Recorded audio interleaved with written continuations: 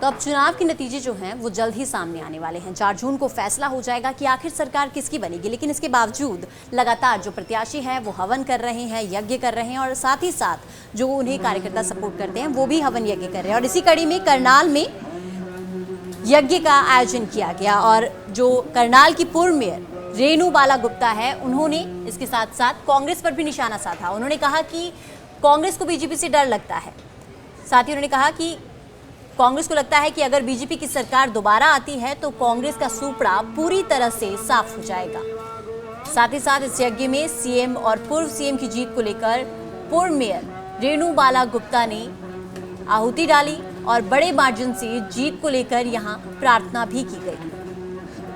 तो करनाल में आज पूर्व मुख्यमंत्री मनोहर लाल और मुख्यमंत्री नायब सिंह सैनी की भारी बहुमत से जीत को लेकर एक बड़ा हवन यज्ञ किया गया, जिसमें करनाल की पूर्व मेयर रेणु बाला गुप्ता ने पहुंचकर अपनी उपस्थिति जो है वो यहां दर्ज करवाई। साथ ही पूर्व मेयर रेणु बाला गुप्ता ने इस हवन यज्ञ में आहुति डालकर बड़े मार्जिन से पूर्व सीएम मनोहर लाल और सीएम नायब सिंह सैनी की जीत की प्रार्थना भी की है। कल से हम जिस तरह से एग्जिट पोल देख रहे हैं तो पूरे देश में से एक भाव निकल कर आ रहा है कि नरेंद्र भाई मोदी जी न केवल लोकप्रिय नेता है परंतु लोक हितकारी नेता भी हैं। उन्होंने लोगों के हित के लिए जिस तरह से योजनाएं चलाई हैं, लोगों को आगे बढ़ाने के लिए, विशेष तौर पे जिस तरह से पहले की सरकारें कहती थी गरीबी को हटाओ और उन्होंने कभी गरीबी को हटाने का प्रयास नहीं किया। वास्तव में ये प्रयास किया तो भाई नरेंद्र भाई मोदी जी ने किया। ऐसे आदरणीय पूर्व मुख्यमंत्री श्री मनोहर लाल जी पर सबने आस्था जताई है, एक विश्वास जताया है, क्योंकि वो चाहते हैं यदि प्रदेश का और देश का भला कर सकते हैं तो वो माननीय मनोहर जी कर सकते हैं, माननीय मोदी। तो अब चुनाव के नतीजे जो हैं वो जल्द ही सामने आने वाले हैं। 4 जून को फैसला हो जाएगा कि आखिर सरकार किसकी बनेगी, लेकिन इसके बावजूद लगातार जो प्रत्याशी हैं वो हवन कर रहे हैं, यज्ञ कर रहे हैं और साथ ही साथ जो उन्हें कार्यकर्ता सपोर्ट करते हैं वो भी हवन यज्ञ कर रहे हैं। और इसी कड़ी में करनाल में यज्ञ का आयोजन किया गया और जो करनाल की पूर्व मेयर रेणु बाला गुप्ता है, उन्होंने इसके साथ साथ कांग्रेस पर भी निशाना साधा। उन्होंने कहा कि कांग्रेस को बीजेपी से डर लगता है।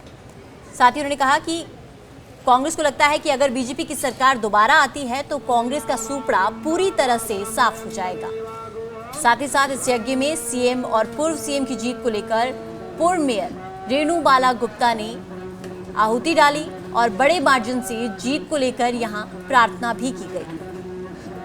तो करनाल में आज पूर्व मुख्यमंत्री मनोहर लाल और मुख्यमंत्री नायब सिंह सैनी की भारी बहुमत से जीत को लेकर एक बड़ा हवन यज्ञ किया गया, जिसमें करनाल की पूर्व मेयर रेणु बाला गुप्ता ने पहुंचकर अपनी उपस्थिति जो है वो यहां दर्ज करवाई। साथ ही पूर्व मेयर रेणु बाला गुप्ता ने इस हवन यज्ञ में आहुति डालकर बड़े मार्जिन से पूर्व सीएम मनोहर लाल और सीएम नायब सिंह सैनी की जीत की प्रार्थना भी की है। कल से हम जिस तरह से एग्जिट पोल देख रहे हैं तो पूरे देश में से एक भाव निकल कर आ रहा है कि नरेंद्र भाई मोदी जी न केवल लोकप्रिय नेता है परंतु लोक हितकारी नेता भी हैं।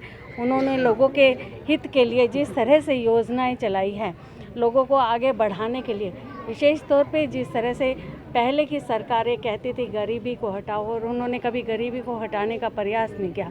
वास्तव में ये प्रयास किया तो भाई नरेंद्र भाई मोदी जी ने किया। ऐसे आदरणीय पूर्व मुख्यमंत्री श्री मनोहर लाल जी पर सबने आस्था जताई है, एक विश्वास जताया है, क्योंकि वो चाहते हैं यदि प्रदेश का और देश का भला कर सकते हैं तो वो माननीय मनोहर जी कर सकते हैं, माननीय मोदी।